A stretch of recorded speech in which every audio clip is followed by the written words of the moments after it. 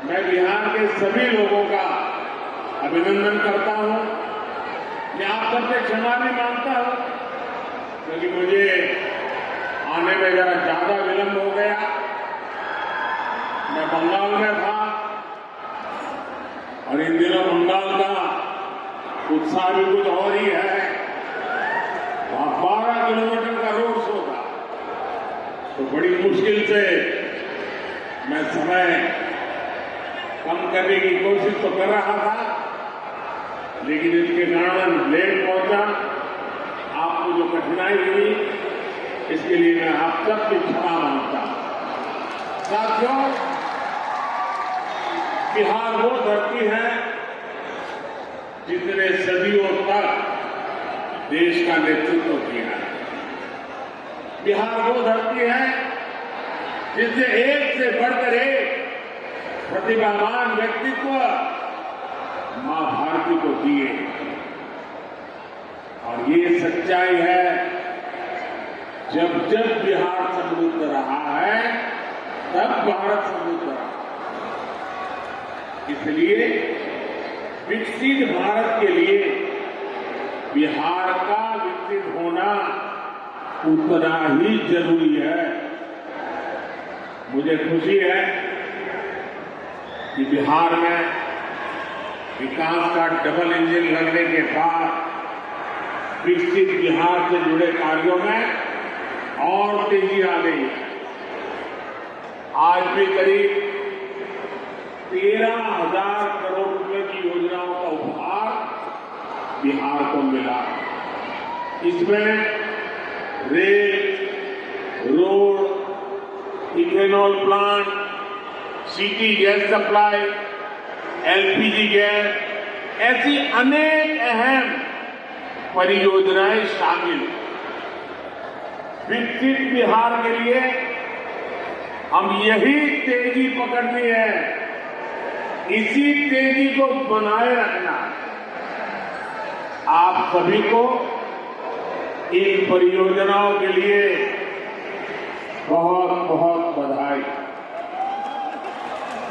साथियों, आजादी के बाद के दशकों में बिहार की एक बहुत बड़ी चुनौती रही है यहां से युवाओं का पलायन। जब बिहार में जंगल राज आया तो ये पलायन और ज्यादा बढ़ गया।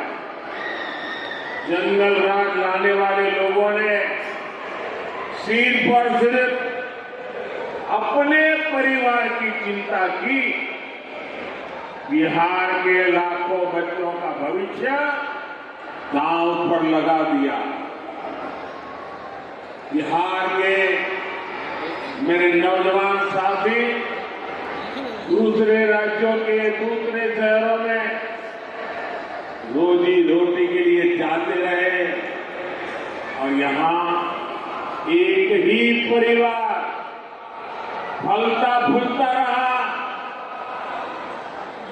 इस तरह एक एक नौकरी के बदले जमीनों पर कब्जा किया गया। क्या कोई भी व्यक्ति सामान्य मानवी को इस प्रकार से लूटने वालों को माफ कर सकता है क्या? माफ कर सकता है क्या? क्या ऐसे लोगों को माफ कर सकते हैं क्या? बिहार में जंगल राज लाने वाला परिवार बिहार के युवाओं का सबसे बड़ा गुनहगार। जंगल राज के जिम्मेदार परिवार ने बिहार के लाखों नौजवानों से उनका भाग्य छीन लिया।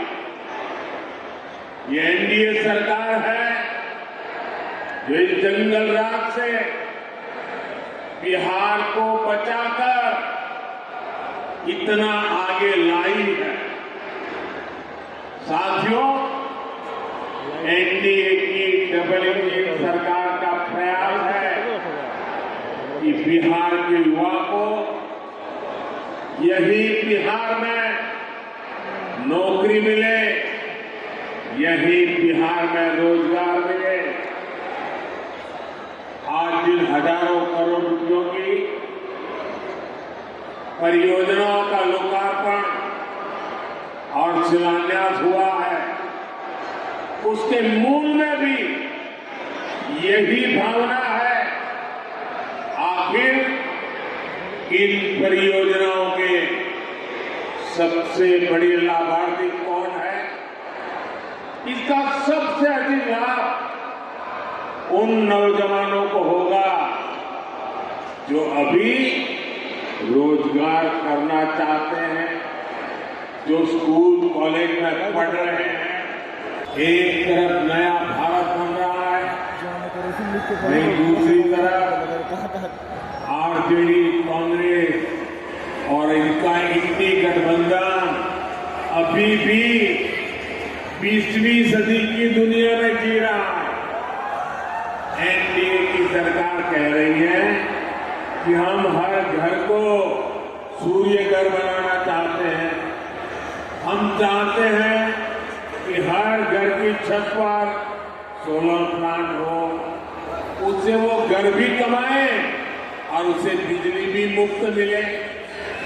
लेकिन इंडी गठबंधन अभी भी लालटेन की लौ के ही भरोसे जी रही है। जब तक बिहार में लालटेन का राज रहा, तब तक सिर्फ एक ही परिवार की गरीबी मिटी, एक ही परिवार समृद्ध हुआ।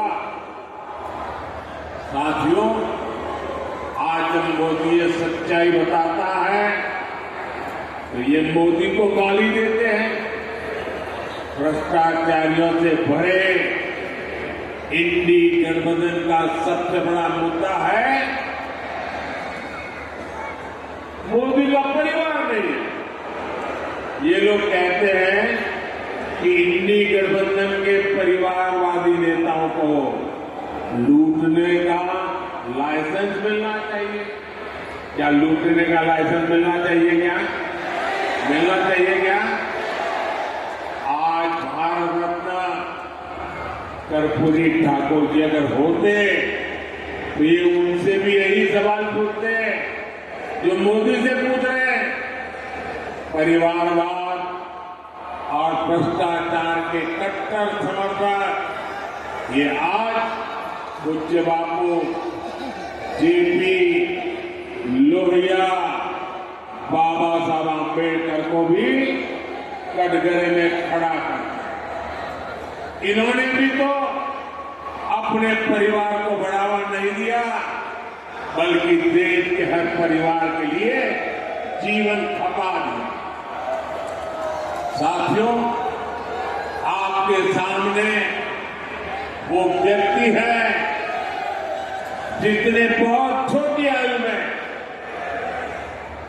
घर छोड़ दिया।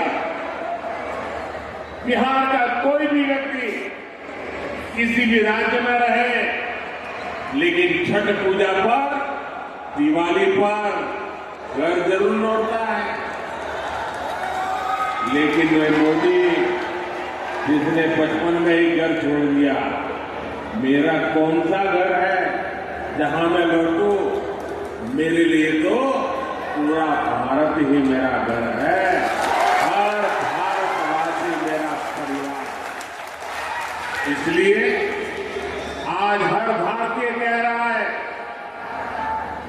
हर गरीब, हर नौजवान कह रहा है, मैं हूं मोदी का परिवार, मैं हूं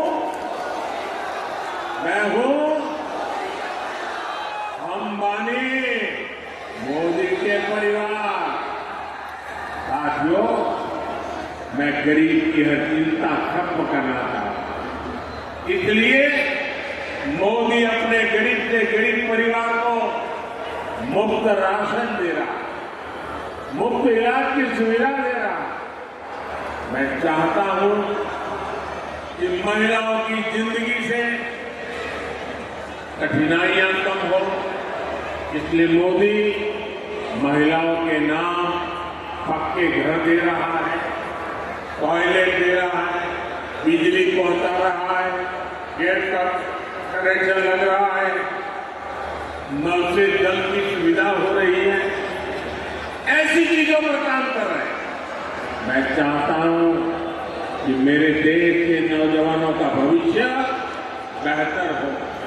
इसलिए मोदी रिकॉर्ड संख्या में मेडिकल कॉलेज बना रहा है, एम्स बना रहा है, आईआईटी बना रहा है, आईआईएम बना रहा है।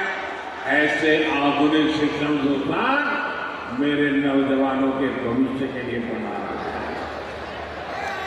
मैं चाहता हूं मेरे देश के किसानों की आय बढ़े, वो और सशक्त हो। इसलिए मोदी अपने अन्नदाता परिवार को ऊर्जादाता और उर्वरक दाता बना रहा है। आज बिहार समेत देश भर में इथेनॉल के प्लांट लगाए जा रहे हैं। कोशिश यही है कि गन्ना किसानों, धान किसानों की उपज से देश में गाड़ियां भी चले और किसानों की कमाई भी बढ़े। कुछ दिन पहले ही एनडीए सरकार ने गन्ने की खरीद का दाम 340 रुपये प्रति क्विंटल कर दिया है। कुछ दिन पहले ही एनडीए सरकार ने दुनिया की सबसे बड़ी अनाज भंडारण योजना शुरू की है। इसके तहत देश में, बिहार में हजारों गोदाम बनाए जाएंगे। बिहार के मेरे छोटे छोटे किसान परिवारों का जीवन आसान हो, इसके लिए पीएम किसान सम्मान निधि के तहत भी उन्हें हजारों करोड़ रुपए की मदद दी गई। यहाँ बेतिया के ही किसानों को करीब करीब 800 करोड़ रुपए पीएम किसान सम्मान निधि के मिले। और इन परिवारवादियों ने आपके साथ क्या किया, इसका एक उदाहरण मैं आपको देता हूं। यहां बरौनी का खाद कारखाना कब से बंद पड़ा। इन परिवारवादियों को कभी इसकी चिंता नहीं हुई। मोदी ने किसानों को, मजदूरों को इसे फिर से शुरू करवाने की गारंटी दी थी। आज ये खाद कारखाना अपनी सेवा दे रहा है और नौजवानों को रोजगार भी दे रहा है। और इसलिए ये लोग कहते हैं मोदी की गारंटी यानी गारंटी पूरा होने की गारंटी। साथियों, चुनाव में ये जो इंडी गठबंधन वाले हैं ना, उनको पता है और वो कहीं के रहने वाले नहीं है और अपनी हार तय दे इंडी गठबंधन के निशाने पर खुद भगवान राम भी आ गए हैं। यहाँ बेतिया में मां सीता की अनुभूति है, लव कुश की अनुभूति है। इंडी गठबंधन के लोग जिस तरह प्रभु श्री राम और राम मंदिर के विरुद्ध बातें बोल रहे हैं, ये पूरे बिहार के लोग देख रहे हैं। और बिहार के लोग ये भी देख रहे हैं कि भगवान श्री राम का अपमान करने वालों का साथ कौन दे रहा है। यही परिवारवादी हैं जिन्होंने दशकों तक राम लला को टैंक में रखा। यही परिवारवादी है जिन्होंने राम मंदिर न बने इसके लिए जी तोड़ कोशिश की। आज भारत अपनी विरासत, अपनी संस्कृति का सम्मान कर रहा है, तो इन लोगों को इसकी भी परेशानी हो रही है। साथियों, ये क्षेत्र प्रकृति प्रेमी थारू जनजाति का क्षेत्र है। थारू समाज में प्रकृति के साथ प्रगति की जो जीवन शैली हम देखते हैं वो हम सबके लिए सबक है। आज अगर भारत प्रकृति की रक्षा करते हुए विकास कर रहा है तो इसके पीछे थारू जैसी जनजाति की भी प्रेरणा है। इसीलिए तो मैं कहता हूं कि विकसित भारत के निर्माण के लिए सबका प्रयास चाहिए, सबकी प्रेरणा चाहिए, सबकी सीख चाहिए। लेकिन इसके लिए एनडीए सरकार का 400 पार होना उतना ही यहां जरूरी है कि नहीं है? कितना देश को तीसरी सबसे बड़ी अर्थव्यवस्था बनाने के लिए एनडीए